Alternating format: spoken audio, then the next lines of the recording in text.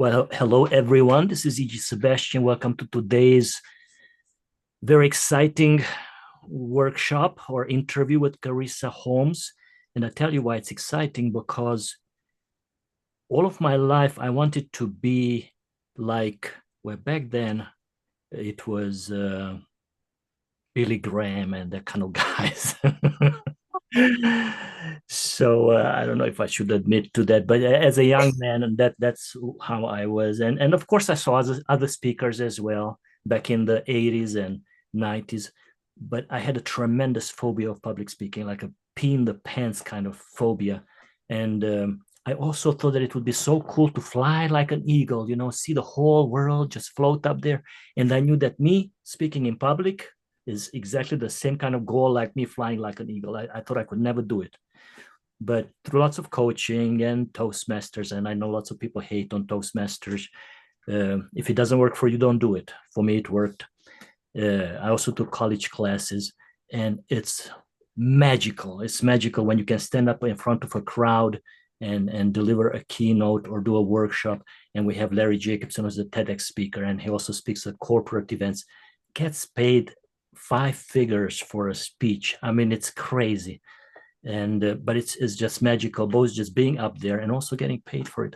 So I'm very excited to talk to you about how to overcome fear of public speaking. And if you guys have any other questions related to public speaking, at the end we can have a little bit of a free Q&A.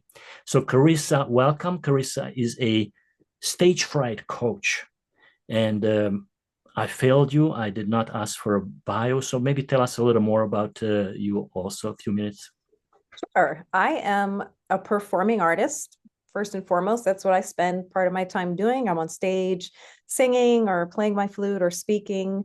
The other part of the time, I do help people with stage fright, because I had the worst stage fright you can imagine, like as bad as it can be, side by side with this super strong desire to not just perform, but to share. It's a very soul level drive for me. So the stage fright was that thing that spirit knew you could put in my way and it would force me to grow. So that's how I ended up here today. Very cool, very cool. So what is the root cause? What do you say is the root cause of stage fright?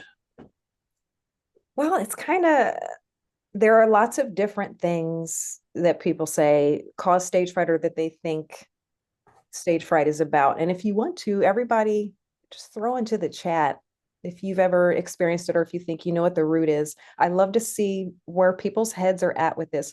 What do you think is causing this stage fright or this fear of public speaking? What do you think's behind it? And there's no right or wrong answer to this question. We're all just kind of elucidating our perspective on something, and I like to see that.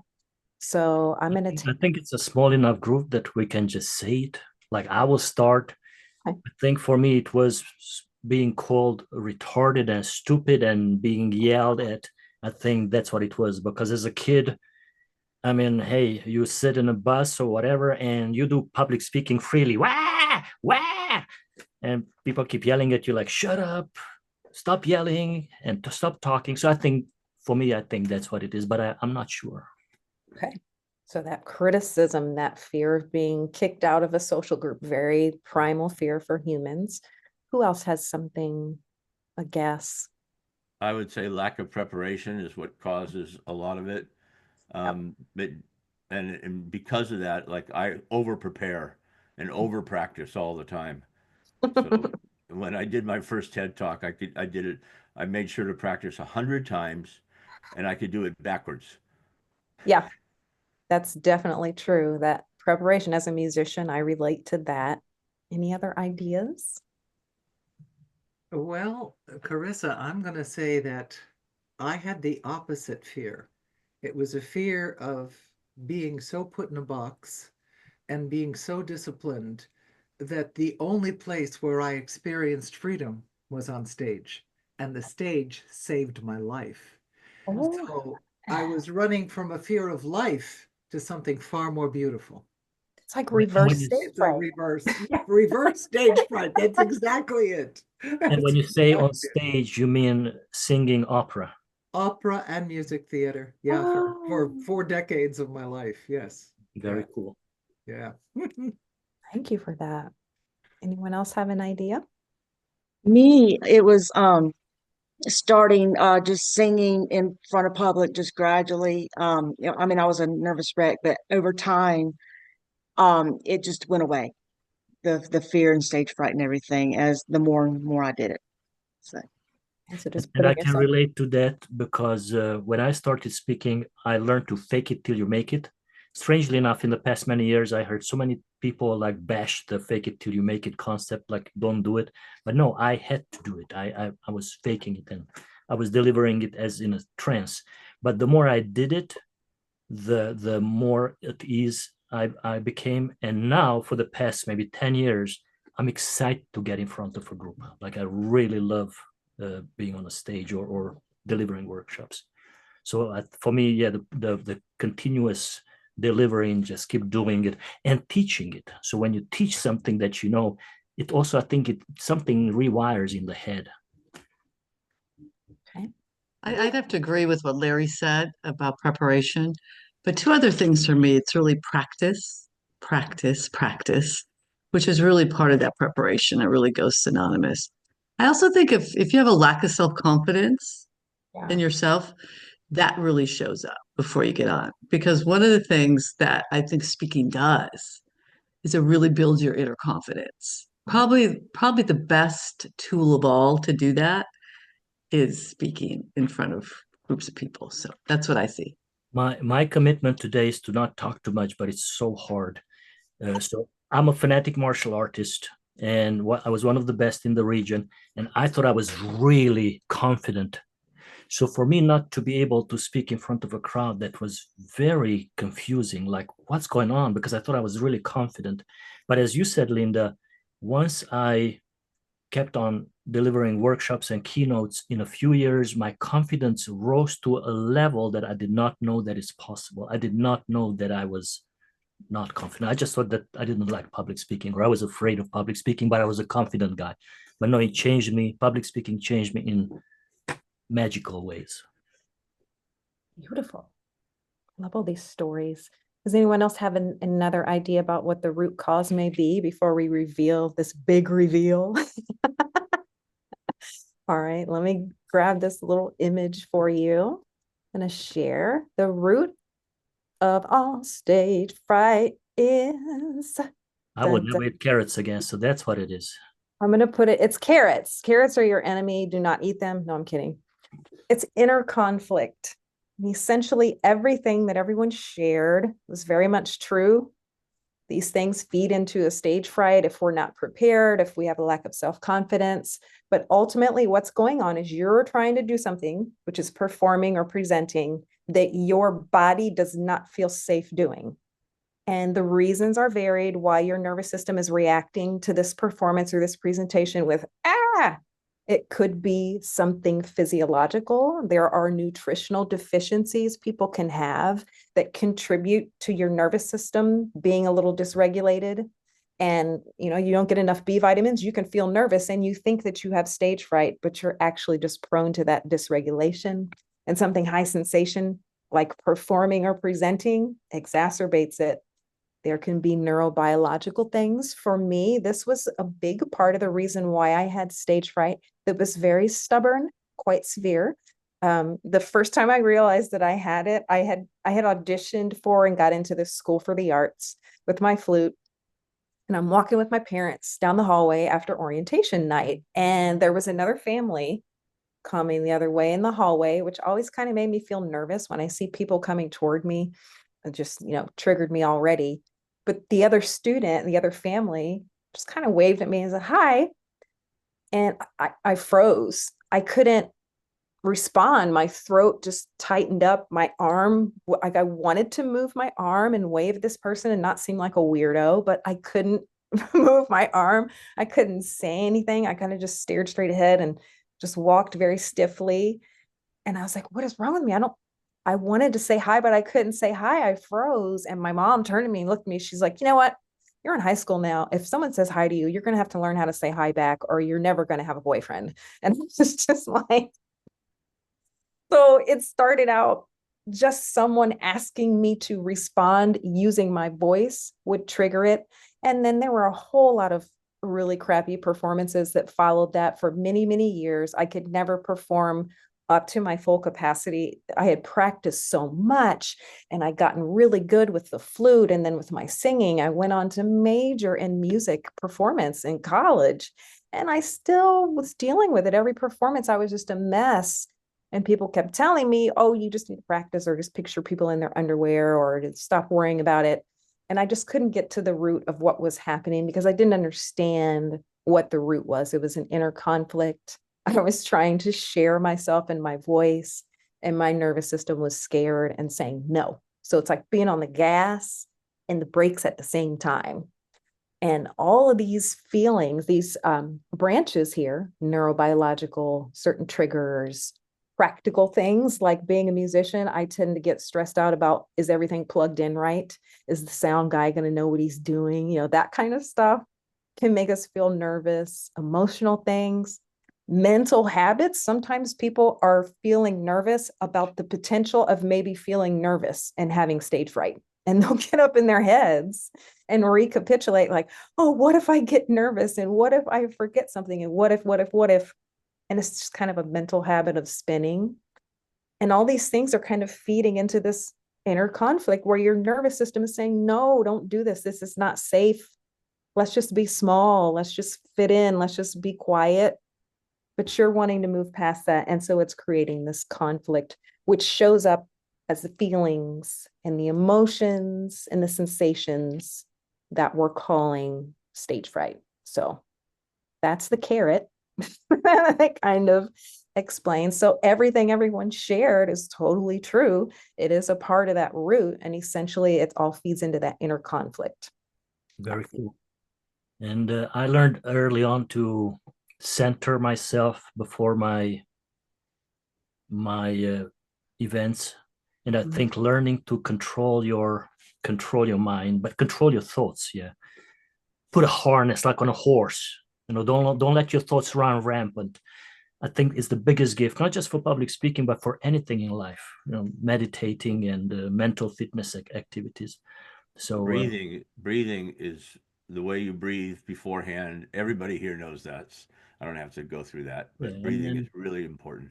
And lots of people call them positive affirmations, like, yeah, I can do that. I'm ready. I'm excited or whatever. But I call it autosuggestion. I learned it in the 80s, I think, from Russian Olympians.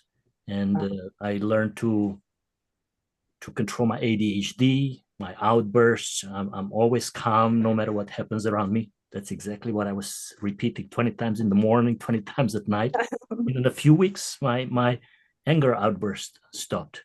And even my kids would, like my brother asked, like, is your dad getting upset a lot? Does he yell a lot? Because we didn't see each other for like 15 years. And my kids looked at each other like, no, daddy never yells. So, but there's the power of self-hypnosis, or if you do the, what did I say earlier? Centering yourself? It's centering, but the affirmations, if you do them the right way, then it has the exact same effect. That's right. So are there any myths out there, like how to, you mentioned one that reminded me of it, like picture the audience in their underwear. I could not deliver a speech if I was picturing the audience in underwear. No, and really that is definitely, you know, you major in music and you start hearing advice, you know, that's what you're paying for. So people are giving me all this advice on how to deal with my terrible nerves. We called it nerves back then. And some of the things just don't work. Number one advice was picturing people in their underwear, which is creepy. Like, don't do that. People are sensitive to energy more so with every generation. And they might not know that you're thinking about them being in their skivvies, but they can feel that something weird is going on and you're making them feel uncomfortable, especially if those people are women. So, and it is, like you said, it's very distracting. And I don't want to be distracted from how I feel.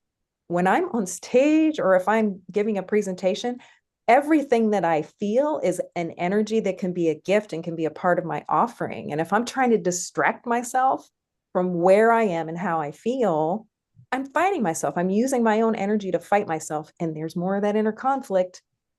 So trying to distract me from what I'm doing is not the goal. And man, that's just kind of creepy. And so yeah, that's definitely myth number one. Myth number two, interestingly enough, there's so much advice about breathing. A lot of my professors would tell me, well, just take really deep breaths. And so I listened. I was very compliant at the time. And I'd take these deep breaths and I would be on the verge of a panic attack.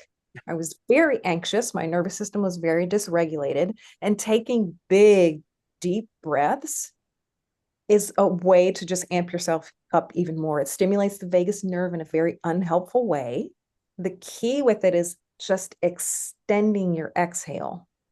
And I didn't know that. So I'm taking these big breaths and I'm like, oh, I'm about to pass out right now. And my professor's like, oh, just take some more deep breaths. And I'm like, I can't, I'm going to faint, you know? So it's about extending the exhale, but we can talk about that piece later. So that's definitely a myth that can do a lot of harm if you're not breathing properly. Yeah. And watching that exhale.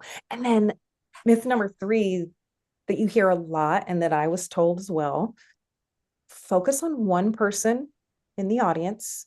If you're feeling nervous, make eye contact with them. Just pretend that you're having a conversation with a friend. That's your friend, and you just smile at them. What happens is when we're in an anxious state and we tend to fixate on one person, again, we're sensitive social creatures. People are going to feel that you're nervous, even if you don't show it outwardly. And if you're just pinning down and staring at this one person saying, help me, I'm trying to feel better, they're going to get uncomfortable themselves. I'm like, why is this person staring at me? Why do I feel nervous right now? Something doesn't seem right about this person. I don't know if I trust or like them.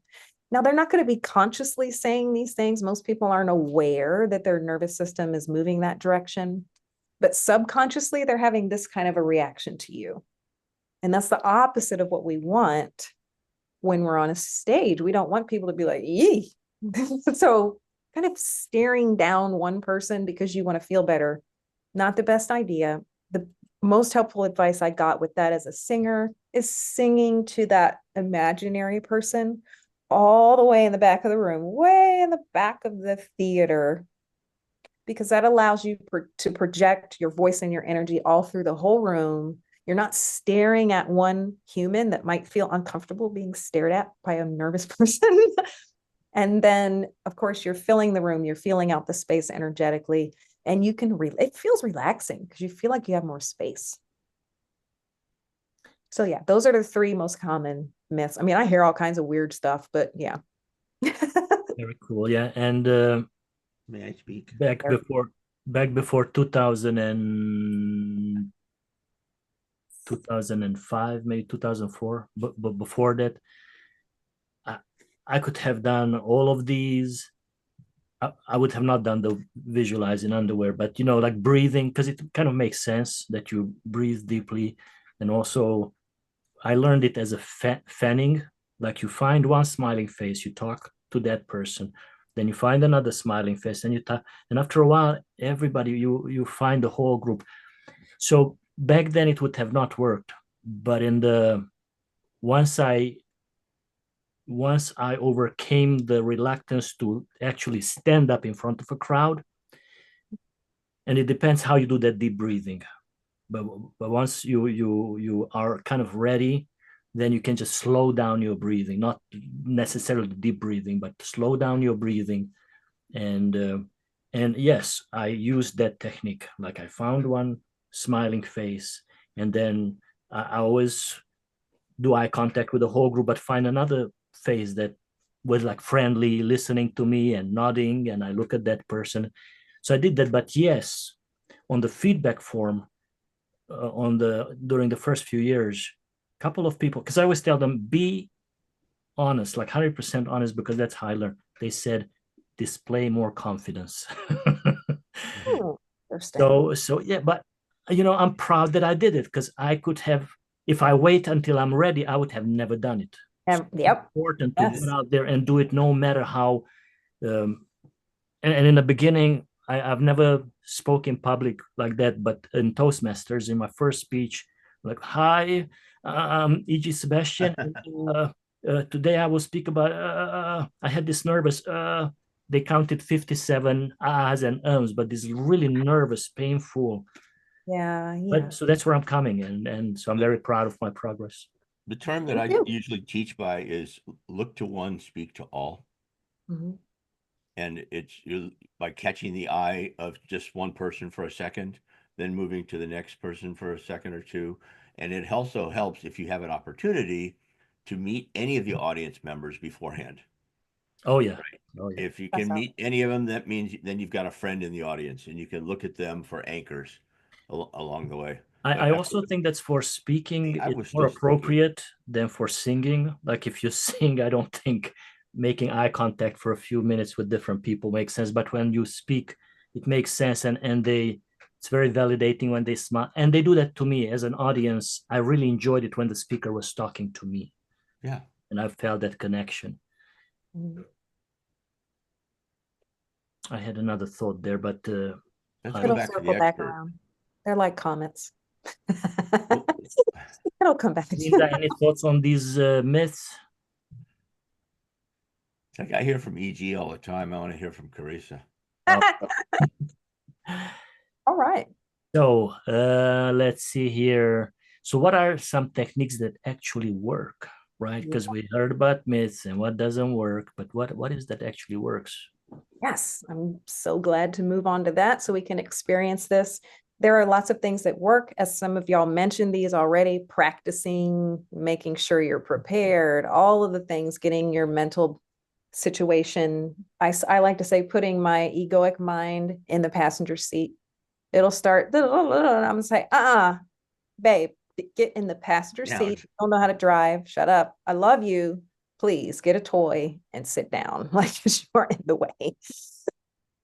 Among all those things, when you have the really stubborn stage fright, particularly if you have a ton of anxiety, for people who are vomiting or having digestive issues before they try to speak, things that are preventing people from even stepping onto the stage. I like the real stubborn cases. I love those because that's what I'm really good with. And I'm going to grab this image. I just want to show you kind of where I'm operating from. Whoa, what the heck just happened? Hold on. There are multiple very famous people, like I almost said Aretha Franklin. Yeah. She was throwing up before every performance. So and there are many other examples who have this debilitating fear before the event, but once they step on stage, it disappears. Okay. Can everybody see the iceberg, or is this just my computer that's being Yes, strange? we see it. Okay, cool. As long as you can see it, I'm good with it. So the things that are most effective for this thing that is based in inner conflict in the nervous system, in the very primal aspects of the human in the lower brain, something that can be super helpful is a technique that works both on the conscious mind, which is the top of the iceberg that's out of the water, as well as the subconscious programming, which is the part we're not so aware of, but that's 90% of our power, 90% of the processing power of our mind exists down there. And it's in that unconscious mind. That's where stage fright lives. It's there alongside our traumas, our adverse childhood experiences, our conditioning, the beliefs that we have, the stuff we're not really aware of until it bubbles up into that preconscious area or shows up in our conscious world as our personality or as a sensation that we're experiencing. That's where stage fright lives.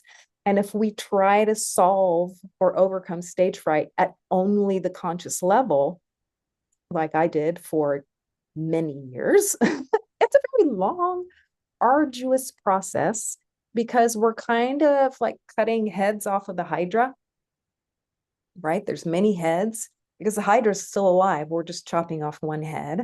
Where if we went to the source, which is a technique that can go into the subconscious, rewire that stuff, get to the root of why we're feeling so afraid or nervous to do something, that's when it really resolves very quickly. It did for me, and it has for my clients. So what is this magical thing that we can use? EFT tapping. As I shared early, I'm a certified accredited EFT tapper. I got certified maybe 10 years ago through Gary Craig's original program. Got another recertification recently just because I love it that much, wanted to become more trauma informed. I'm finding that EFT, which is evidence-based, this is not woo, this is an evidence-based somatic therapy. So we're going to the body and how it interfaces with the mind. It's a mind-body technique, and anyone can use it. The very basic aspect of it can be taught to anybody. Any of your clients could learn it. You could learn it. You can use it in the moment when you're feeling that stage fright, or if you're discovering something about yourself. Like, I have this limiting belief that I'm afraid to speak up because my parent told me that I should be quiet, or because I was criticized the last time that this happened and it made me feel like I was in danger of losing my friends.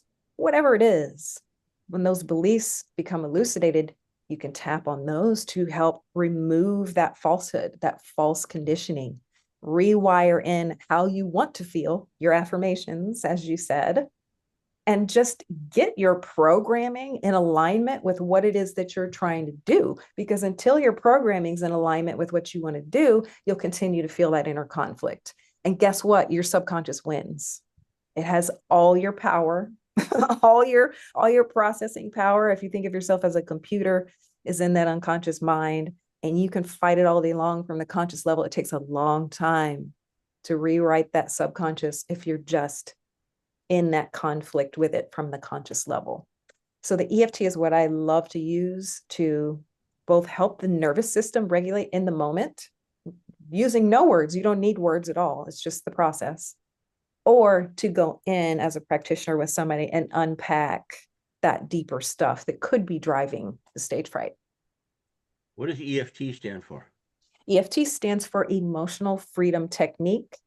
And we use the fingers to tap on meridian endpoints. They're the same meridians an acupuncturist would put the little needle into, but you don't need the needle. You could just tap on them. And it has the effect of helping your body's energy system naturally clear away when things are stuck there. If we have emotions we're repressing or pushing away, or we don't want to feel, the process of tapping, especially if you're tapping with a practitioner, helps create this safe container where you feel safe to feel the stuff that you haven't been wanting to feel. You've been resisting and taking supplements to not feel and just wishing it would go away.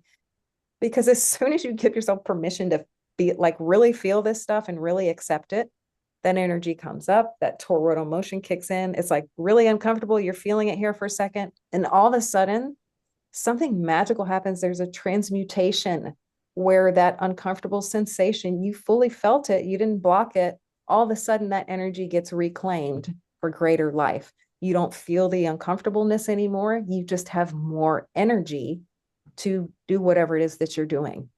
You're more energized, more charismatic, because you're not using your energy. It's not tied up in this inner battle of, oh, I don't want to feel that this is really bad. No. And then you're fighting it.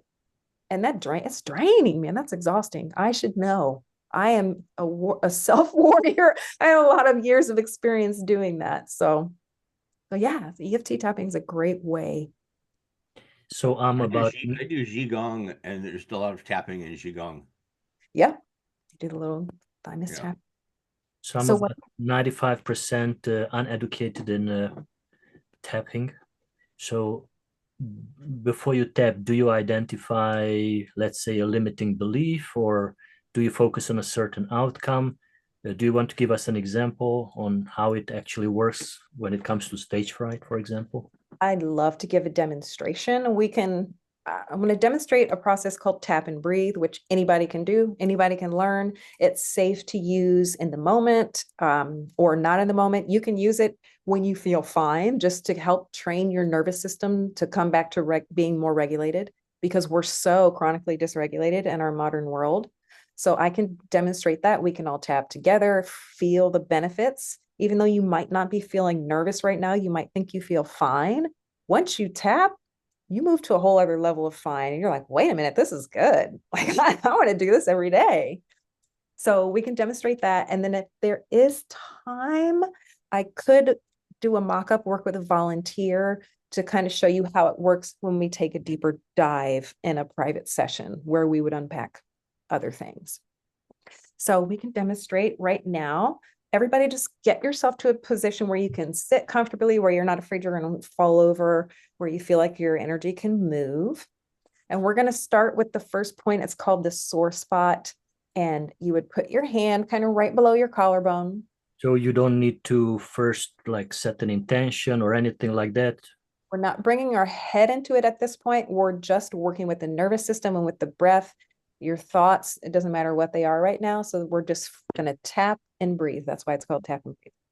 So hand right here under the collarbone. You're going to feel kind of where your pinky Does it is. matter which side? Doesn't matter. You can do either side. Bilateral stimulation is great for involving both sides of our brain and things. So sometimes you'll see me switching back and forth. You can do that if you want. Start on either side, and kind of right where your pinky is, there's a collection of lymph nodes, vessels there that tends to get a little congested, and it's called the sore spot. So we just rub on the sore spot, and we're inhaling, just a gentle, normal inhale. No need to take this big breath that's going to trigger anxiety. And then just exhale. And when we're exhaling for this exercise, exhale like you're going to blow out a candle so that it's slower. We're like this.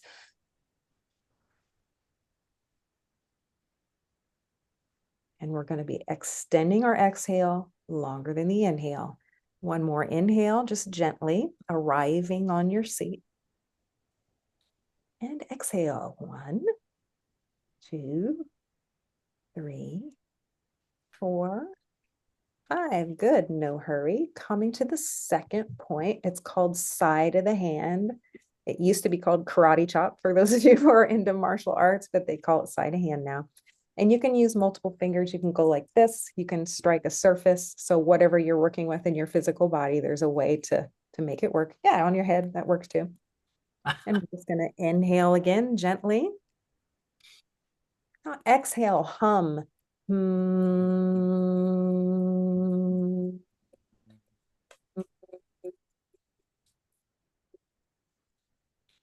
It doesn't matter if your hum lasts as long as mine. I'm a singer. I have big lungs. We're just extending the exhale. Humming stimulates the vagus nerve, which is what we're going for here for that relaxation response. Another gentle inhale.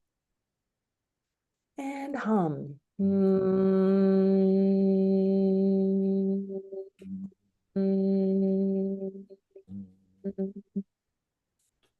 Good. Just breathing gently. Coming now to the next point. It's the eyebrow point. It's right where your eyebrow starts. There's a little divot on your orbital bone if you want to find it exactly. If not, just use that whole area. Inhaling once more, really feeling your weight on your chair. Exhale, hum. And do both or just one? You can switch sides if you want to, or do both. It doesn't matter. It's good for you either way. And one more inhale. And just exhale, blowing out a candle.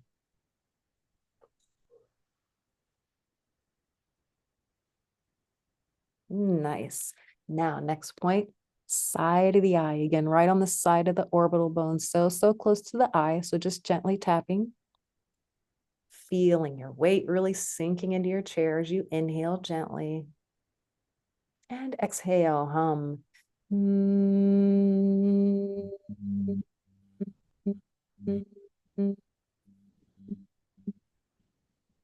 And I'm going to come to the other side. You can do that if you want. Inhaling once more. Just stretching a little bit of that inhale. Exhale, hum.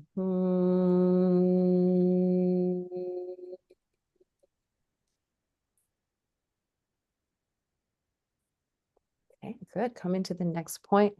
Right under the eye, there's actually 2 points right here on the orbital bone, right by your eyeball, or just a little down. They're both the stomach meridian. Either one is fine.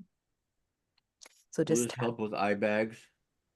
It actually, it does a lot for your face tapping. So I'm just saying, it's really helpful. Inhaling. And then just exhale, either hum or just blowing out a candle, whatever you like.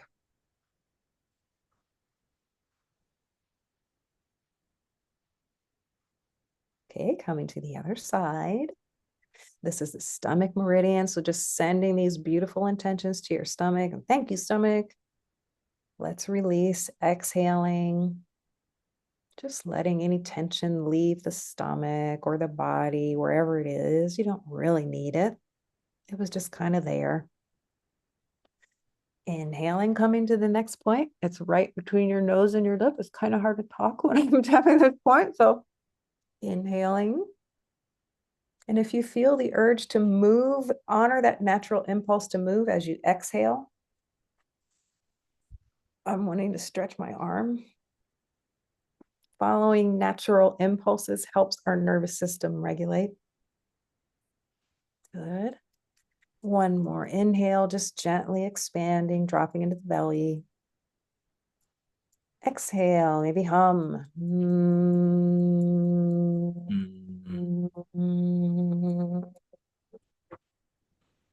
Good. Next point. It's right between your lip and the chin. You'll see some people on YouTube going like this. That's not the spot. It's right there under your lip. Again, kind of hard to talk when I'm tapping this point. Inhaling.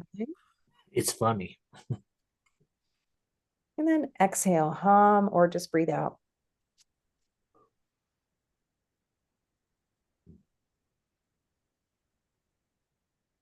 Inhale, stretching.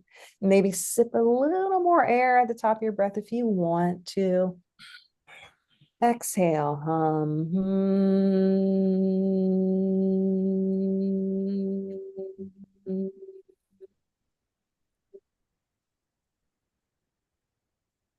Nice. Next point. This one's really juicy. There's lots of great points down here. We kind of come right below the juncture between your collarbone and your sternum. We go down a bit. There's a little divot. If you can't find it precisely, just kind of tap that whole area. It doesn't matter. You'll get it. And this is where butterfly hugs. That's why it's so soothing. We're stimulating the stomach meridian here and K27. So it's just a good spot.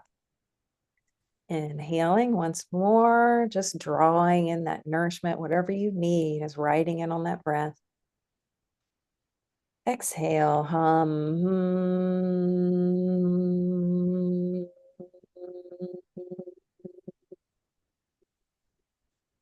Nice. I'm going to come to the other side. You can too if you want. Inhale, drawing in whatever you need, getting bigger, expanding. Exhale, release, hum.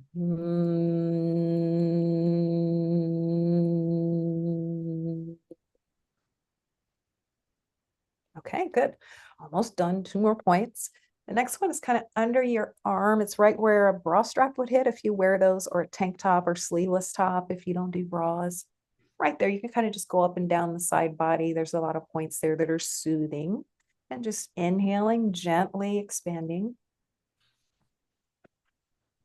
Exhale, just sigh it out. Ah, oh. Holds so much sometimes. A nice yawn or sigh is good. Inhaling once more. And exhale, hum.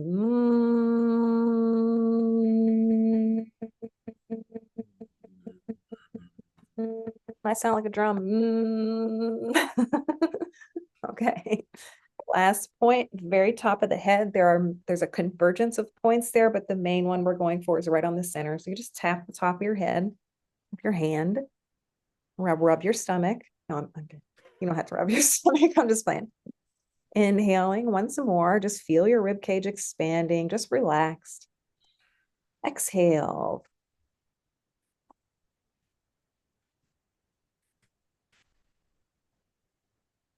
Inhaling once more, feeling your weight in the chair, arriving.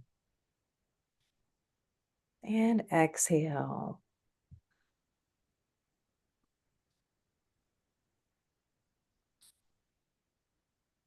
Now we're going to pause the tapping. And just notice what sensations you're feeling in your body. Have your feelings or your emotions shifted? Just what is that like for you? If anyone would like to share what they're feeling or what happened for you during that short session. First Tingly. of all, Carissa, it's incredible. I feel so calm and so alive at the same time. I love that feeling. Thank you for this reminder. Thank you. Welcome. That excited, calm aliveness is my favorite feeling too. I think that's why I love singing. Glorious. It's glorious. And about Tingly. 20 years younger. I didn't know I had the tension, but now I know because it's gone. It's like my head is lighter, like my brain is more calm. So for me, it was really relaxing, but I also found myself yawning. Yep. Like kind of that sense of I don't feel tired, but it felt like that yawn, that tiredness, I love Which is that. which That further yawning relaxes is the body. that's the vagus nerve response. There are a number of different exercises I teach people. Usually when you yawn or you sigh or you feel a little tear come out of your eye, but you're not sad, that's that vagus nerve going, oh, okay. Okay. I can relax. So yeah, thank you for sharing Really good. You got to build in 5 minutes before your speech for this. that. And try not Do to it, let the do it person first, right? and try not to let the person who Helps. hired you walk in on you while you're going. Oh, they're going to see me. They're going to see me tapping. I hope they have questions. I hope Yeah. they go, what are you doing? And then this little spotlight will shine on me and I'll go, well, let me tell you. I'm glad you asked. Well, I'm glad you asked. Yeah. So I usually I'm upset with people when they ask these really deep questions. Like I'm like, hey, it just works. You don't need to need all of the little, but I have to ask because I'm a presso puncture practitioner. I heal my wife from headaches, migraines, toothaches, all kind of pains. So is this also based in realigning or balancing the meridians? Yeah, that's part of it. That's the body portion. Obviously, we're stimulating those meridians Mhm. and we're sitting with an intention to balance our energy. But it's also crossing that boundary because the breath work is engaging with the autonomic nervous system, which, if that's out of order, pretty much everything feels out of order. So if we can stimulate the vagus nerve in that way, shift us toward that parasympathetic response where we're in our natural response instead of this chronic low level stress response we're all kind of accustomed to in this world.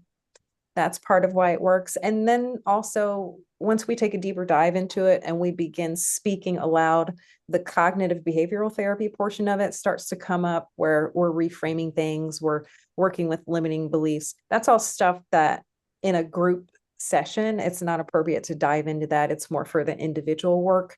But those are the reasons why it works. You're working with the nervous system, with the body, and with the subconscious mind, and with the conscious mind. So it's kind of just knitted together very beautifully. So you are suggesting to do this before you step on the stage?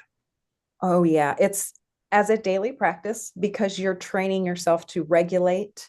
And also, people say, well, I can't tap when I'm on stage. You can tap before you get on stage. And you can, in my online course, I have people do a visualization of themselves giving a performance and visualizing that and tapping tells your nervous system. We all probably know your brain doesn't know the difference between something you visualize vividly and something that's actually happening. So if you do that and you're tapping at the same time, any nervous objections from your lower brain get addressed because you've practiced this in your mind and you've been regulated in your nervous system while it was happening in your mind. So there's not as much inner conflict when you go to do it on stage. Very cool. And this, I can see this working at multiple levels. I'm a certified mental fitness coach, and as part of the mental fitness practice, you do whatever sensations. You can just rub your fingers together, or you can tap if you want.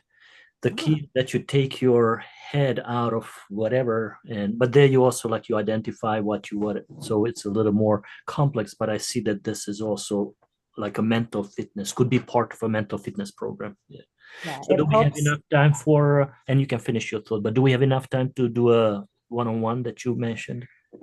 If people have questions, I wouldn't dive right into that with just 15 minutes left. I could demonstrate something called the marquee technique.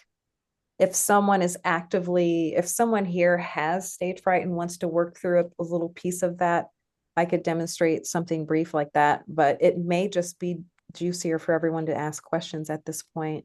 Jamie and Geoff, what on a scale from 1 to 10, how bad is your stage fright? It used to be way up there, and now it's probably about a 2, Okay, depending very cool. on Mhm. So I it's can't how do I pub. feel or whatever. Yeah. very I cool. can't do public speaking. It's too But that's terrifying cool. for me. So Carissa, you have a volunteer. Okay. So, Jeff, would you be willing, this technique, you don't have to directly talk about anything or share any details about your life whatsoever. It's completely symbolic and metaphorical, and no one will know anything that's going on with you but you. Does that sound like something you could engage in? No, thank you. No thanks. I honor that note because I know this is one of the things that was difficult for me as a practitioner, pushing past, if people don't feel safe with something and you say, oh, just come on, I'll help you feel better. That's where exactly no progress is going to be made. The work is creating safety. Safety is the cure for the inner conflict of stage fright. So if we can't create a feeling of safety, exactly no work is going to be done. You can go to therapy and cry about it and get triggered for 10 years. If you don't feel safe, And as he said, he doesn't do public speaking, yeah, so the public. there's Yeah. not enough safety there to even look at it. So I would just, why would I? Yes. No progress is going to happen Do you because want to his do body it isn't, on me? huh? Do you want to do it on me? On anybody that would want to be the Or volunteer. does somebody want to volunteer for it? Adria, I heard you loud and clear, even though your microphone is muted. Go for it. Okay. I am game, Carissa. All right. So there's a little piece of something that you're experiencing that you'd like to work with symbolically. Yes, On a scale of 1 to 10, what would you say the intensity level of the feeling, emotion, or sensation is that you're getting? it's a 7. It's a 7. Okay. So you're familiar with movie theaters and the marquees that are outside of them, right? Mhm. Some people, they might only watch Netflix. I always ask. So what we're going to do is we're going to use that metaphor for this feeling or sensation or emotion. Which would you call it that you're experiencing at a 7? It's a feeling. A It's feeling. It's a feeling. Hmm. We'll call it this 7 feeling. Okay. So what we're going to do is just get yourself in a position. You can visualize with your eyes open or your eyes closed, whichever is easier for you. I don't care. Okay. And we're going to take this 7 feeling and we're going to pretend that or what triggered that feeling is playing inside of a movie theater. And you are standing or being somehow outside of this theater and you're looking at the marquee. Hmm. So inside the movie of the thing that's triggering the feeling is playing, and you could go in there and watch it if you chose or not. And you're outside. And we're just going to start tapping side of hand as you're beginning to visualize this. And we're just going to be tapping through the points. Hmm. Can you describe to me, looking at the marquee, what is the title of the movie that's playing? Afraid to be seen. Afraid to be Seen is the title of the movie. Okay. And what does the font look like on the marquee? Arial bold. Wow. Okay. Very specific. And what color is it? Black. Okay. So coming to that eyebrow point, Okay. and we're going to say, afraid to be seen Afraid to be seen. in Arial black bold font. In Arial black bold font. And just drawing that gentle inhale that we know how to do. And exhaling slowly, looking at this marquee. Is there some type of a light or illumination on the marquee or not? What does that look like? Veiled iridescent white behind it. Okay, we're going to come to the side eye point and just say and look at that veiled iridescent white. And inhaling as you're looking at it. And then just say the movie title again, Afraid to be Seen. Afraid to be seen. Okay.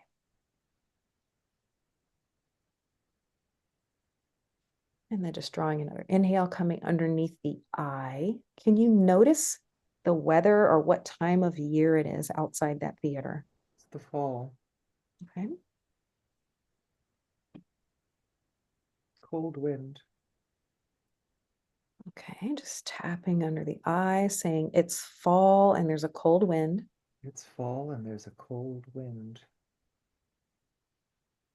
And just drawing that inhale, remembering to breathe in and give that long extended exhale. Just noticing this cold wind. And then just say the movie title out loud again, Afraid to be Seen. Afraid to be seen. Okay, good. And everybody, there's a phenomenon called borrowing benefits. If you tap along with us, this may not be your specific issue, but you can get borrowed benefits as well. So I highly recommend that you do that and tap along. Okay, coming to the under the nose point. In relation to the marquee, where are you? Are you close to it? Is it high above you? What's that like? It is above me. I am standing on the sidewalk. It's above me. Okay. So just say that again. I'm standing on the sidewalk. The marquee is above me. I'm standing on the sidewalk. The marquee is above me. Arial, bold, black font. Arial, bold, black font. Afraid to be seen. Good. Inhaling, just being there. Exhaling again. I'm going to move on to the next point. Are you noticing any sounds in that area around you, or is it quiet? Eerily quiet. Okay. Just drawing an inhale, noticing that eerie quietness. Seeing that white iridescence behind the font. And remembering to extend that exhale. We're going to come down to the collarbone now, inhaling. And as you're looking at the marquee, it's eerily quiet. Is it changing at all, or is it remaining the same? It's becoming gray. It's not black anymore. The font? Yes. Okay. So you can just say, I noticed the font is becoming gray, I notice the font is becoming gray. and that's okay. It's fading. Okay, it's fading. And then just say your movie title again, Afraid to be Seen. Afraid to be seen. Just take a nice sigh, exhale.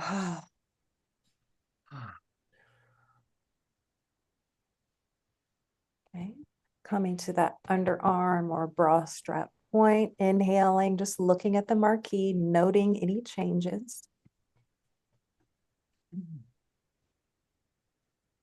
It's fading more. Okay. Does it have a color, or is it just becoming less present? Like less present and sort of grayish, but much less present than it was. Okay. And then just say that it's much less present than it was. It's much less present than it was. And say afraid to be seen. Afraid to be seen. It's cold autumn day. Cold autumn day. Okay. And coming to the top of the head point, are you noticing anyone else around, or is it pretty empty? There's some people around, but not close to me. Okay. And still quiet? Very quiet. All right.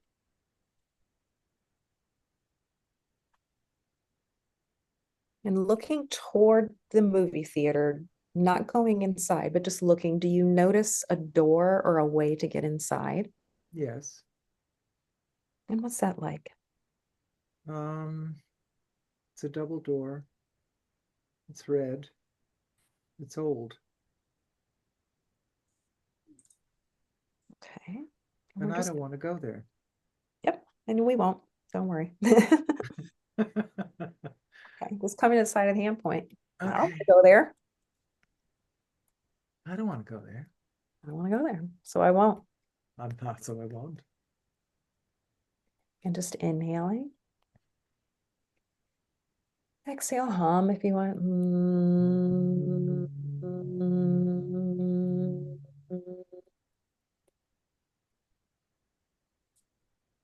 See the big red double door.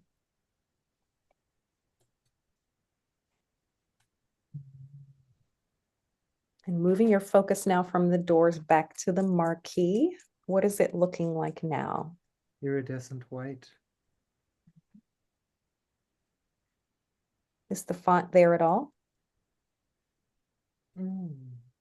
Barely. I really can't read it. Okay, just come to the eyebrow point. It's iridescent white. Mm-hmm. You can just say that out, repeat after me, sorry. Iridescent white. And I can barely see the font. And I can barely see the font. Right. Side of the eye. Mhm. Iridescent white. Iridescent white.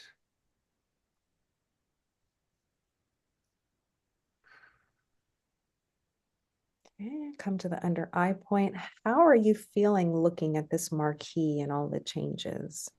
Very calm. Very the core is very calm. Coming to the under nose point. My core is very calm. The core is very calm. Looking at afraid to be seen. Looking at afraid to be seen.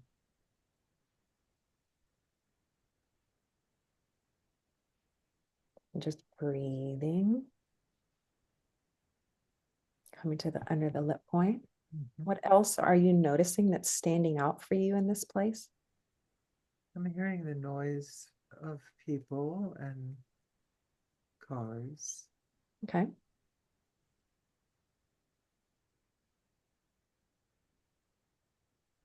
And just coming to the collarbone point Uh-huh.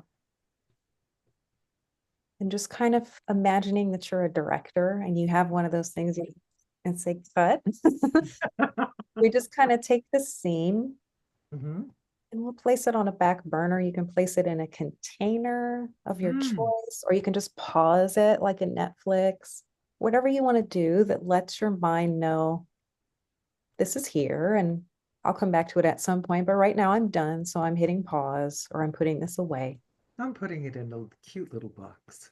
Cute little box. I With know. a I love key, with a boxes. key. Okay. So we know that this whole thing, this scenario, this marquee, this afraid to be seen, Mm-hmm. is in the box, Mhm. secure. And then anytime you want it, you know how to get the box open. I do. Okay. So coming to the top of the head and just tapping, feeling into that calm core. Exhaling.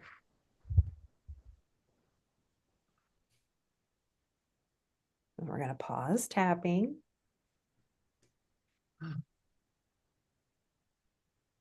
Okay. Well, Carissa, that was extraordinary. It's a miracle.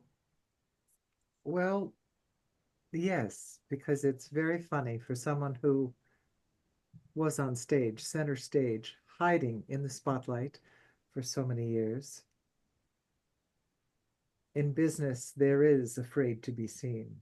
So I thank you for giving me a safe space to be able to say that. Sure. And how beautiful, Carissa, it feels like something has indeed shifted.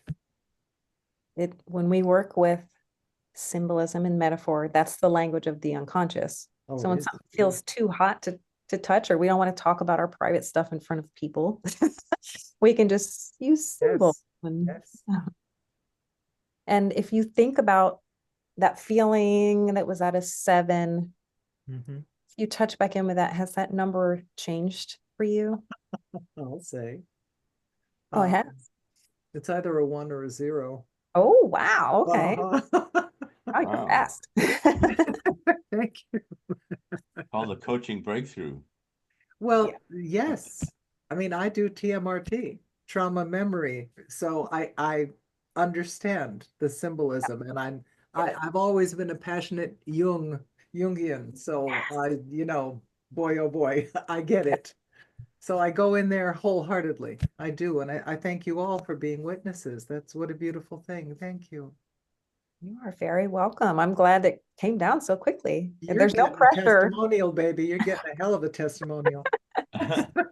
Yeah, and sometimes it only goes down by one, and that's okay. Like you don't have to have these incredible breakthroughs every time you tap. It's just, sometimes we're chipping away and sometimes it's big, and that's just how it is. Or you've been chipping for a very long time, and finally a piece of the iceberg falls off.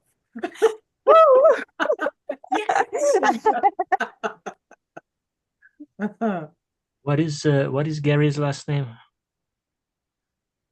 You are a Gary student, right? Oh, Gary Oh. Craig, and then I got certified again through EFT International. I have two teachers, Jacqueline and Jade Barbie, two incredible trauma-informed, passionate teachers. So I just love learning. I can't stop. Like I already knew EFT, but I just wanted to go deeper. And I'm so glad I did because I don't know, it's just up leveled me in some kind of way. So Gary put on some workshops for the International Wellness Alliance, and unfortunately I missed it. But people were telling me about the amazing breakthroughs. Oh, I was present at one. Elaine, Larry knows her. She has a phobia of cats. Like she cannot see a cat. She will like freak out. wow. Did a session on Zoom, and at the end he showed her cat pictures, and ever since then, I mean that was like a year ago, and ever since then, sometimes my cat would walk up here, and Elaine is not scared anymore because in the past, if my cat would come up here on the table on the desk, she would freak out. Wow.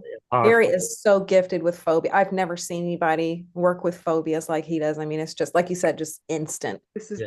Gary de Rodriguez. Gary Craig was the founder of the EFT. founder of EFT. Okay. And then different people, kind of picked it up and ran with it, but he Right. was the original dude. Yes. Yeah, I'm mixing my Garys. Mine is De Rodriguez. Yeah. Oh, you're okay. This is different That's Gary. where I learned the TMRT. That's my certification. Yeah, I I forgot think his this all last name. goes back Right, about 4,000 years to China. Yeah. Larry, did you have a little cry there? Hey, It's you fine don't if you call. didn't. It's okay if you didn't. It just No. seemed like you had a little emotional thing going on there during tapping. No, okay. No, I But was did find some. it to be I did find it very releasing, as if you're unlocking different things, unlocking like little doors or something. Just I kind was of in release. I was in tapping sessions. It must have been 2 years or even more. But a couple of people just started sobbing during the That session. happens to me in yoga a lot. Mm. Releases. Oh yeah. Yeah. So our time is up. Thank you so much, Carissa. But before we hang up, I just want to go around, and I would love everybody to share, except Geoff, because I mean, Okay. unless he has something. But like, what made the biggest impact in your life to overcome your fear of public speaking, or what made you a more confident public speaker? Because I understand that Larry didn't have a fear of public speaking, but for me in my life, I will start. For me in my life, it was Toastmasters, because it gave me a chance to stand up, just short little speeches in a friendly environment, and I got feedback time after time, week after week, and that regular practice, and then some people believing in me, and then pushing me to present the Toastmaster Leadership Institutes and all that. But so for me, that was a life changer, and of course I got coaching also. So it's lots of things together, but if somebody wants to do one thing, if they have a fear of public speaking, I think Toastmasters is an amazing place to start. Sure is, yeah. For you, Carissa, what was something that made the biggest impact in overcoming or becoming more confident? For me, it was a combination of polarity therapy, which was the body work portion of polarity therapy, which helped me begin healing from trauma, which was part of why I had such bad stage fright. So that in combination with EFT and just that daily practice of tapping and then meditating. I'm a huge meditator as well. So everything that was aiming me toward regulation and healing of the trauma helped tremendously. Before we started the call, I think we talked about meditation, maybe during the call. But yeah, so I meditate, and while I meditate, I say that I'm fearless. I'm excited to get on the stage. I'm not afraid of public, or I make up stuff and I just keep on repeating, and just like advertising, it works on the brain. So the more you tell the brain something, the brain believes it, and you will act accordingly. Larry? I would say spending 3 days being coached by Patricia Fripp was That will pretty intense coaching. Also getting my world-class certification from Craig Valentine and Mitch Meyerson. And I have a secret as well. And that is that should I say this? Yes, say it. Okay, all right, this is personal, but whenever I go on stage or about to give a presentation or a workshop or whatever, I always wear red underwear. And the reason is that I have a secret. I know something that the audience doesn't know, and I've got a little bit of a leg up there, and it gives me confidence. Now I can't help it but picture you in your underwear. And we promise we won't tell anybody, okay? I won't tell. It'll be your secret when you're on stage. Yes. Adria, what was for you? For me, it was, I loved my grandmother so, and she loved opera, and I discovered I could make that noise. So I ran to safety because of love. And it wasn't a choice. In other words, that I made, I'm going to go here so that I can speak or so that I can sing. I was running away, but I was running away because I was inspired by someone who loved me. Yeah. And who loved something that I could do, which made her very happy, which made me very happy. So I ran to a much more beautiful world. So do I hear saved my life? Do I hear that you were a natural? You just was able to stand up on the stage and sing? Well, yes, because I felt safe. Mm-hmm. Nobody could hurt me on stage. Nobody could hurt me on stage. Very. I still can't. when I feel, if it's a flashlight, it's like, I'm fine now. Let me put a twist on this. Did you present keynotes or workshops yet? Yes. And do you get not enough yet, but yes. Do you get the same feeling, or is it a little different? It's a little different when the energy of breath comes through you with such intensity over 83 pieces at an orchestra. It's an overwhelming experience. To feel your essence going out over thousands of people is an extraordinary feeling, to feel that energy. But when you're speaking, because when you're speaking, I'm speaking more to the people. I'm not in a role. I'm speaking as Adria to people. That's a different thing. That's a beautiful, energetic connection. And it's not rehearsed like a song. It's gorgeous. Yeah, it's heartwarming and it's exciting because it's a level of sharing that I'm not hiding behind the mask of the character. Mm-hmm. Very cool. Very cool. Jamie? Mine basically, all my fear came from a cousin. And everybody said she was jealous, but I didn't see it that way. It brought a lot of insecurities and stuff. So I started homeschooling. My mom started homeschooling me because of my sister, other things, when I was in elementary school.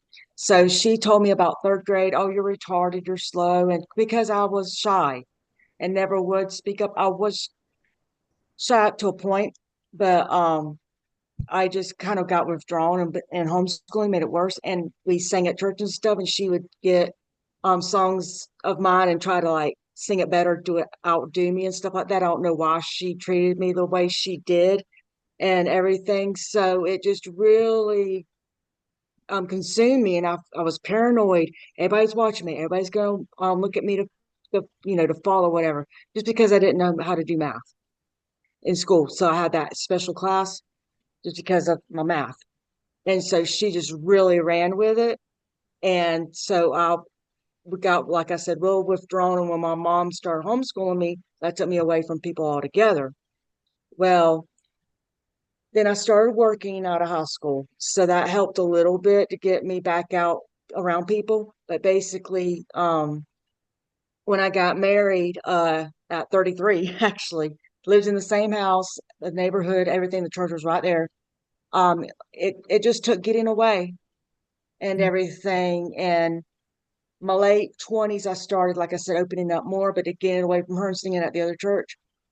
It's like, it made me stronger.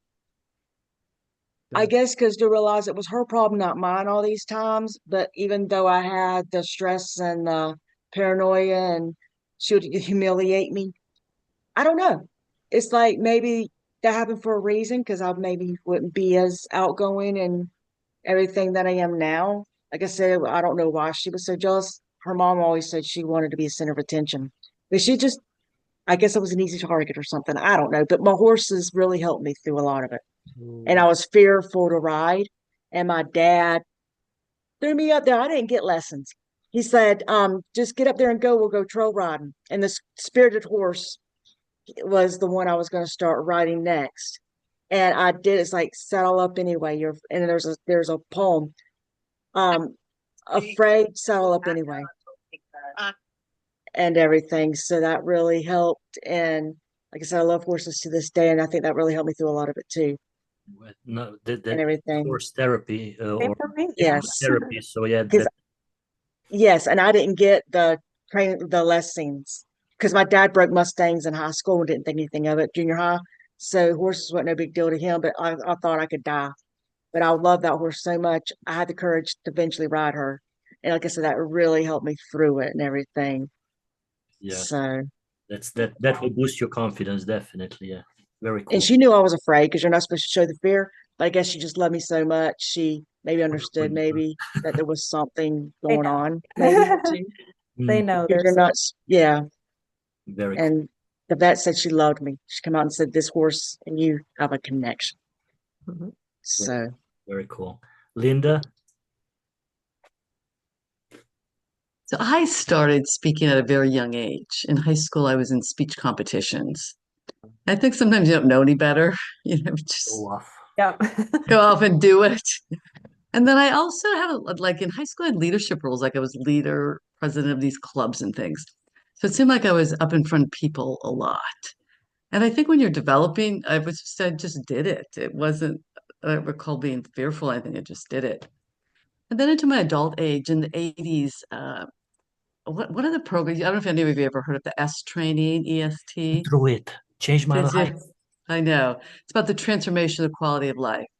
And that program was unbelievable. And I did what was called the Guest Seminar Leaders Program, training you to lead seminars.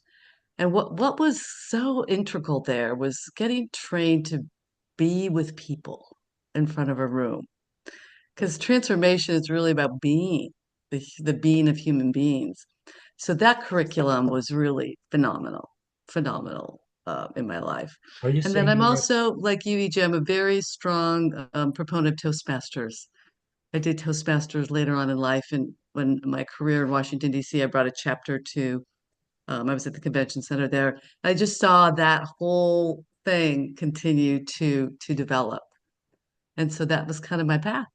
Very cool, very cool. Are you saying you were an EST trainer? No, Oh, okay. no, there was a first program was called the Guest Seminar Leaders Training. Oh, It okay. was to lead seminars, but it was a pretty rigorous Very that cool. part of it. That was No, if I was a forum leader, I would, yeah. that's the That was the ultimate. best program I did all my whole life. The You too, biggest. yeah, I quit my job that next week and start my yeah. entrepreneurial journey. And prior to that, I was like a ninja, always very serious.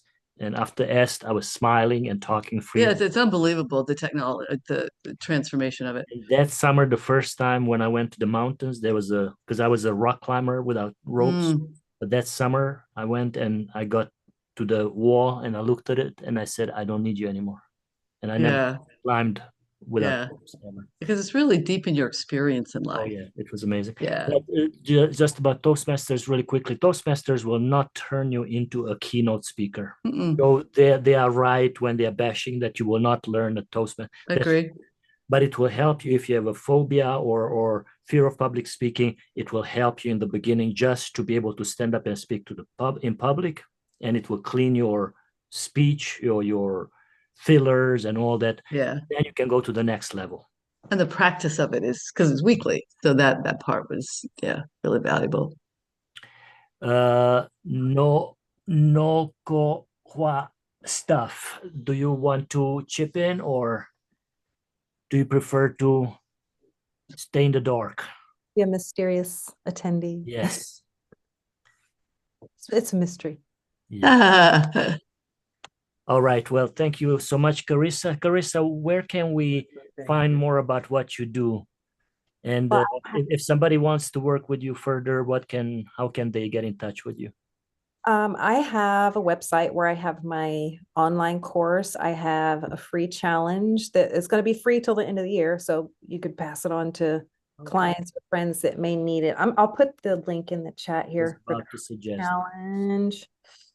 There's that. while she does that, there you go. Okay. It's there. And then I also, if anyone's here is on Alignable, please feel free to reach out and grab me there. I'll also put a link in for the course. I have free stuff on YouTube as well. I like to just share little tapping videos for stress relief. If people just, not everyone can afford coaching or classes. So I like to put resources out for everyone, and I'll put that in the chat as well. But that's 3 ways you can get a hold of me: through the site or through Alignable or YouTube. That's one of the things I wanted to say earlier that I forgot, that I watched your YouTube videos, some of them, and you were coaching a young lady on between me and you. Singing more confidently. Yes, Jada, she is wonderful. Yes, and ever since then, almost every day I go on YouTube and I look up for more videos on how to open myself up, how to project a little better, how to, yeah. So you started something in me, a new chapter of my life. Yes. But yeah, so if you need help with overcoming stage fright, then connect with Carissa. And if you want to become a keynote speaker, if you want to present keynotes, Larry and I will have a group coaching program starting in late January.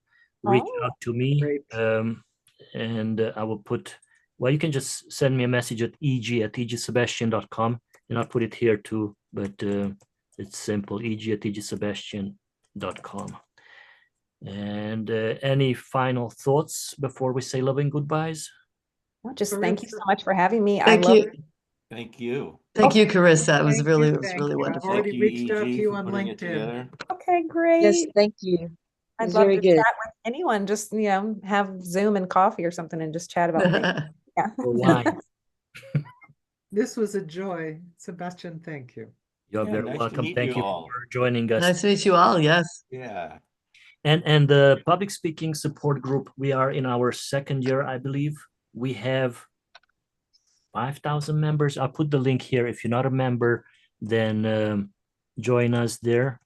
But we have about 5,000 members, if I remember correctly, and it's only the 2nd year. It's growing every week by 50 to 100 members. Sometimes more than 100 people join in a month. So it's growing really quickly. And in the future, we'll have these. This is our first such event. Well, second. I did one with Larry a couple of months ago. But we will do them monthly, and we will have more and more and more attendees in this. So once people get in the habit to seeing these, it's a very active group, lots of questions going in there.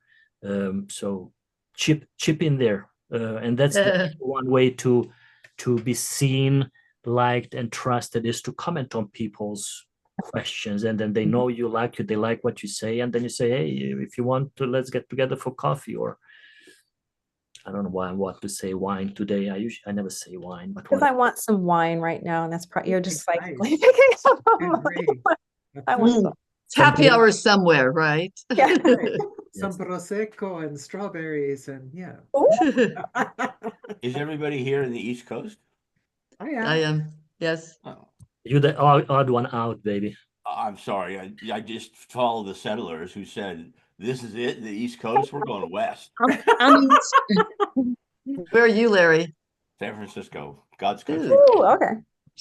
I've Well, been in actually, California for LA. many Does years. that help? We're in a separate country called California. Yeah. I was born in LA, Larry. Does that help? Okay. Okay. That kind of I counts. lived there for Yeah. 20 years, Oh, Larry. you So did? yeah. Oh, In the Bay? In the Bay Area? Mostly Southern California, Oh, but I was in cool. Santa Barbara, Tell us Tahoe. what about Speaker Academy? Say something about it. Yeah, What so the Star Speaker Academy is a speaking and presentation consulting firm, and our mission is to empower you to deliver unforgettable messages. okay, so we're competitors. Good. Okay. I just wanted to know. Colleagues first, no always, such right? thing. Yes, yes. Yeah, Absolutely. it's similar but different. So I have seen her whole program, and yeah, there are similarities, but also lots of differences. No, I think it's great. The more of us out there, the better. The Isn't better. it true? Yeah, The world Communication, needs you. there's a huge lack of communication skills in the world. Oh, completely. Yeah. So one of my favorite lines is delivery, it's only everything. Yeah, it's only everything. it's only In everything that we Good do in our one. lives. You're right. Yeah, good. Since we are With two sharing, people or 20,000, right? Adria, tell us a little bit how you help people, what Yeah. you help people with. With charisma, Yes. people think that charisma is a gift Another one from at God, 5. that it's a I gift got from the another one at gods. 5. Oh, what is that? What's that sound? I don't know. Go That ahead. was strange. Okay. Well, people think that charisma is a gift from the gods, that someone that a fairy godmother whispers over your cradle, you're going to be charismatic. And it's not so. I believe that charisma is a skill and you can learn it. And I Ooh. love empowering people to hold up a mirror and say, do you realize how magnificent you are? Do you realize the power that you have that you're not using? And it's extraordinary when you see everyone from my students at the university to my coaching clients, to see their shoulders go back, their eyes light up, and to feel the joy that they find in meeting themselves. It's an extraordinary thing to witness, and I love taking someone on that journey. It's thrilling. You're giving me this funny, fuzzy feeling of happiness that means there's hope for me also to become charismatic. Yes, there is. And Carissa and I can sing to you. We'll put you in the middle and we'll sing to you. And then you'll Sing go the to loud another, aria. you'll go to another world, right? Very cool. Certainly will. Yeah. And Jamie, how do you help your clients? What do you do? I have legal shield services where we help people with identity theft and stuff like that. Instead of getting an attorney for $300, $400 an hour, it's $30 a month. We also have ID Shield. And I have an autistic daughter, which that helps with legal shield because she'll be taken care of for life as long as she's got the disability and can't kind of overcome it. And you can also sell the services too. They got a great training program. So it's not only that you can buy it and have the coverage, you can also, like I said, sell it to and it turns into residual income. And then so you'll be um, able to get, substantial amount, of money over time and everything, financial freedom.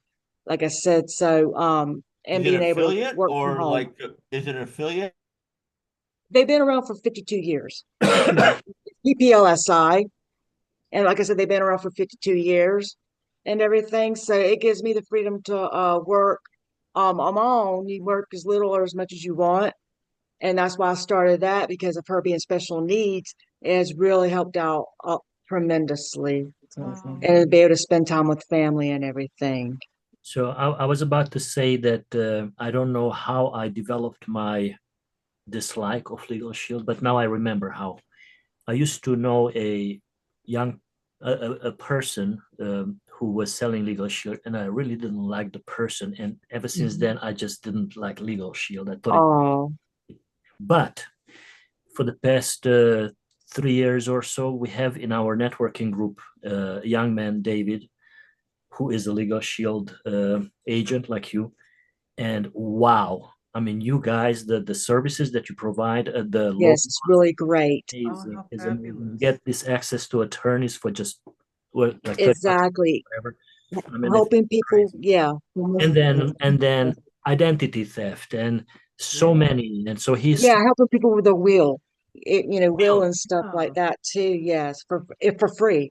Yeah. So And every time he talks, every time he stands up at the networking events, he always gives us a little different piece of what Legal She does. And I'm like, wow. Blows my mind. yes. So it's really Should cool. we put our contact information here, or can we meet on your group? So everybody's names is in the event at the event. So you can Oh, go to the beautiful. event link and you can connect with Beautiful. each other. But yeah, please put your email, your web address, put them in the chat. Yeah. Okay. All right. No, Yeah, it'll help the group too if we all go in there and chit chat about things I because think it so. helps I the think so. Yes, Yeah. that would be great if you. So I will post this in the group. But even if you just go today in there and say, "Oh, we had a great session with Karissa Holmes," and tag her at Yes, Karissa yes, Holmes, yes. that would be great. Yeah, awesome. Karissa, Cool. thank you so much. This was really good, and I was a little. I told Larry before the event that I'm a little. I have this thing for tapping, but it was really great, really great. So actually, I will probably be doing it for the next few days, and I will introduce Good. Okay. myself a little bit too. So very cool, very cool. And Thank I you. love the exercise you did with Adria. So I Wonderful. will rewatch it and see if I can self-administer it. Just one of many different approaches we can use. Yeah. It's just really beautiful modality. Very cool. So if you're watching the replay, make sure to reach out to Carissa, and I will put her contact info below the video. Thank you everyone for showing up today here, and I will see you next month. Happy holidays to all. Yes. Yes, Happy Happy New yes, Year. Yes. And may Have Santa been fly ready up with your some chimney. jingle bells. That's right. yes, nice meeting everybody. Nice Goodbye. meeting Got mine Oh, already. All right. Ciao. Bye now.